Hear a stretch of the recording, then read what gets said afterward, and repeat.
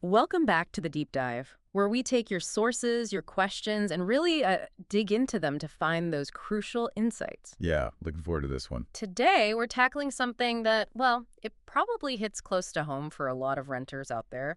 It's based on material one of you actually shared with us. So imagine this scenario. It's a situation that could really put you, as the tenant, right smack in the middle of your landlord's potential tax headaches.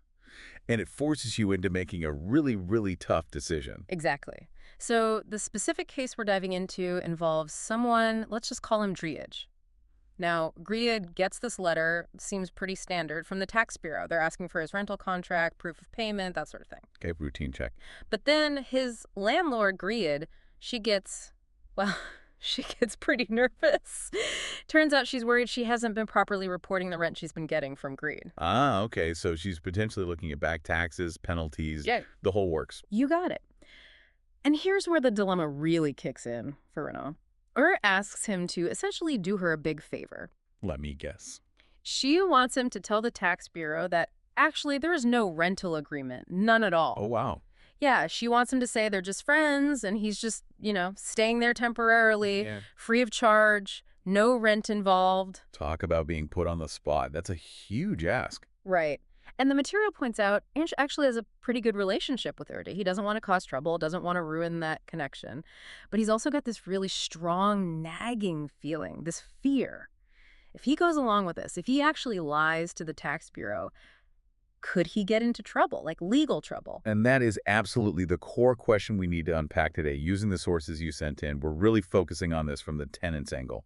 What are the actual legal risks for you, the tenant, if you agree to this kind of request? And maybe even more importantly, what are the practical, safe ways you can respond? What does the law actually say about your role here?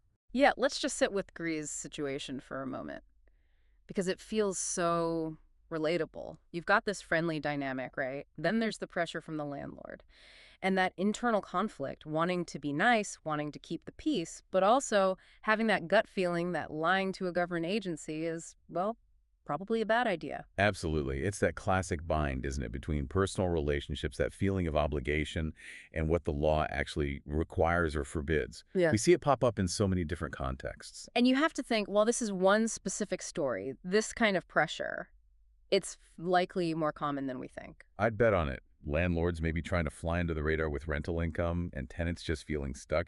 You don't want to be difficult, but your instincts are screaming that getting involved in, potential fraud is risky. Which brings us right back to that big question for you, the listener. If you were in Gree's shoes, you go along with the landlord, you tell the tax office it was just a borrowed stay, no rent.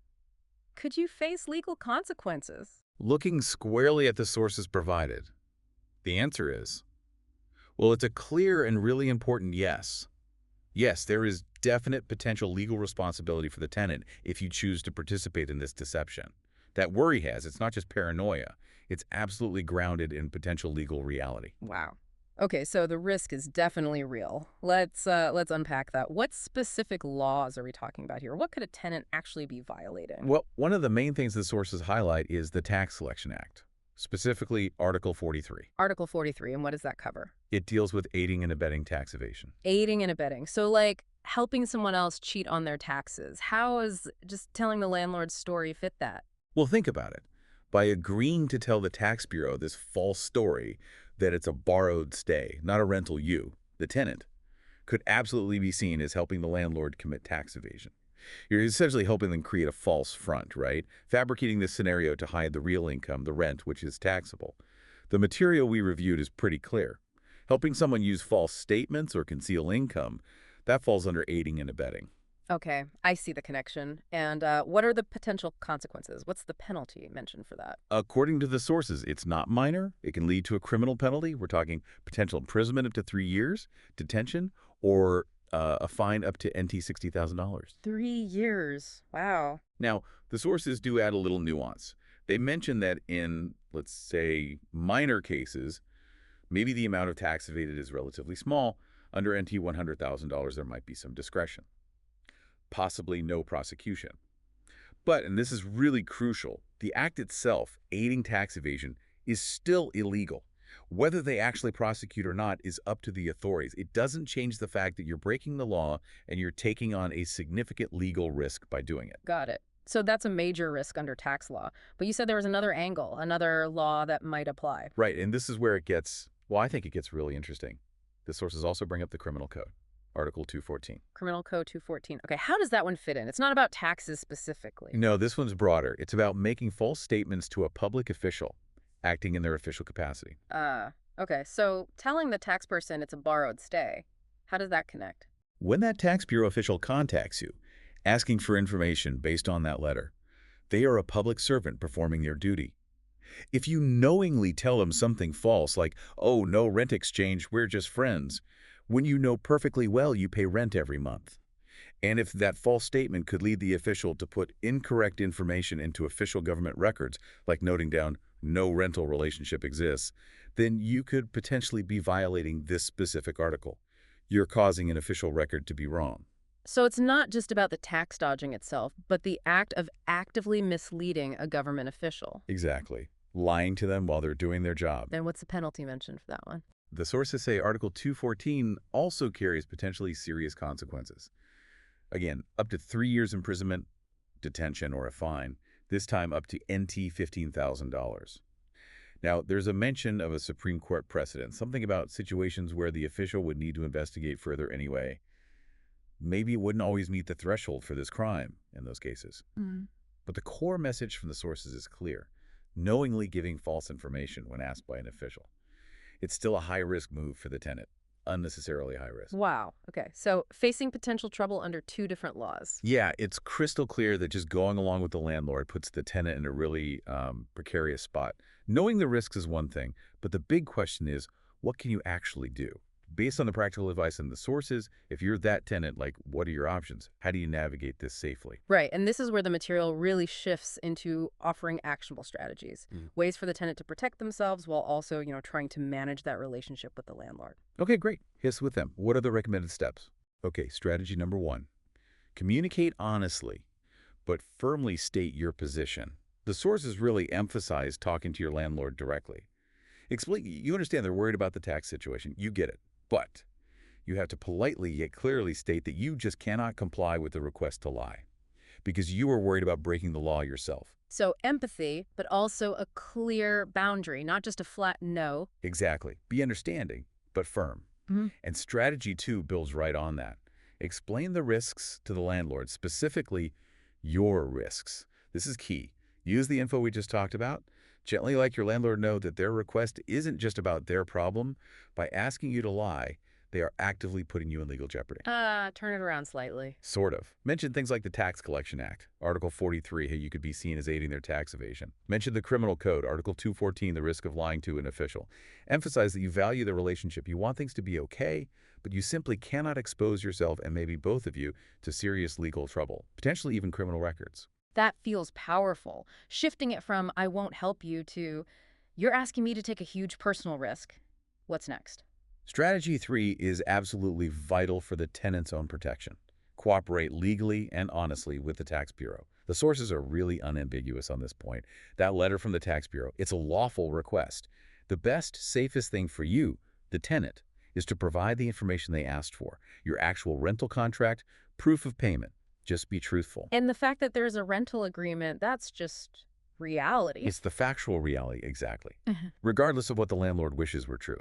It's about your legal obligation when asked. Okay, but what if, say, there wasn't a formal written contract? Sometimes it's just a handshake deal. Good question. The sources cover that too. If it was a verbal agreement, you should honestly explain that to the tax bureau. We didn't sign a paper, but here's the deal we had. And then provide the evidence you do have. Yeah. Which is probably your bank statement showing those regular rent payments going to the landlord. That's your proof. Complying truthfully is key. Okay, makes sense. So you've talked to the landlord, explained your risks, you're ready to be honest with the tax people. Is there anything else the tenant should be doing? Yes, there's strategy 4. Suggest the landlord seek professional help. Gently remind your landlord that dealing with their taxes, including this rental income, is ultimately their responsibility, not yours. Suggest they talk to a qualified accountant or a tax advisor. These are the people who can actually help them figure out how to handle this properly, how to report correctly, maybe even amend past returns legally. It directs the problem towards a solution without involving you in something illegal. Kind of takes the pressure off the tenant to be the problem solver for the landlord's tax issue. Exactly. And finally, there's one more thing, purely for the tenant's own protection down the line. Okay. Strategy 5. Protect yourself by keeping meticulous records. Save copies of everything, absolutely everything related to this. Wait. The original letter from the tax bureau, obviously. Any documents you send back to them. And crucially, keep any written communication you have with your landlord about this specific request. Text messages, emails, anything. If they asked you to lie in writing and you responded explaining why you couldn't, that documentation could be incredibly important if things ever get legally complicated later. Proof of what happened. That's really practical advice. Cover your bases. Now, connecting this to the sort of bigger picture, the sources also mention why having a clear, above-board rental relationship is actually better for everyone in the long run, not just for the tax authorities. That's right. It might seem like a hassle for the landlord initially, maybe for the tenant too, but transparency has real benefits. For you, the tenant, being officially documented as a renter, well, it gives you a foundation. You might need that proof to apply for government rent subsidies, for example. Ah, good point. Depending on the tax rules where you are, you might even be able to claim some rental expenses on your own taxes. And, really importantly, it gives you stronger legal footing under laws designed to protect renters, things like the Consumer Protection Act or specific rental housing regulations. You have clearer rights when it's all official. And for the landlord, I mean, aside from avoiding legal trouble down the road. Well, avoiding trouble is the big one. Facing a huge audit years later, paying back taxes plus massive interest and penalties, maybe even criminal charges. It's way worse than just paying the tax owed each year. The sources sort of frame government efforts towards more rental transparency as being about clarifying rights and responsibilities for both sides. It makes the whole market more predictable and fair, ultimately. Okay, so let's try and wrap this up for you, the listener. If you find yourself in this really awkward, difficult spot landlord asking you to lie to the tax folks, Yeah. the clear guidance from the material we've looked at is prioritize your own legal safety. It's going to involve a tough conversation, no doubt. Yeah, definitely.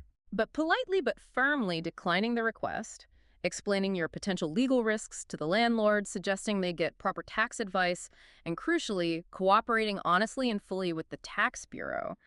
That seems to be the recommended path to protect yourself. Absolutely. This whole scenario really throws that tension into sharp relief, doesn't it? The pull of personal relationships, wanting to help someone out versus your legal obligations and, frankly, your own self-preservation. And the sources seem to suggest that, even though it's uncomfortable, sometimes drawing that legal line clearly is the safest and fairest thing to do in the long run. Even if it puts a strain on the relationship temporarily, it really makes you think, doesn't it? How do you personally weigh maintaining a relationship against protecting your own legal standing when they come into conflict like this? That is a really powerful question to mull over, and one that, unfortunately, quite a few people might actually face. Thank you for joining us as we dove into this tricky but very important topic. If you've ever been in a situation like this, or if you have thoughts on how you'd handle it, please share them with us. We'd genuinely love to hear from you. Yeah, definitely. And if you found this deep dive helpful, please do subscribe. That way you won't miss our future explorations of complex issues, all based on the sources and questions you share with us.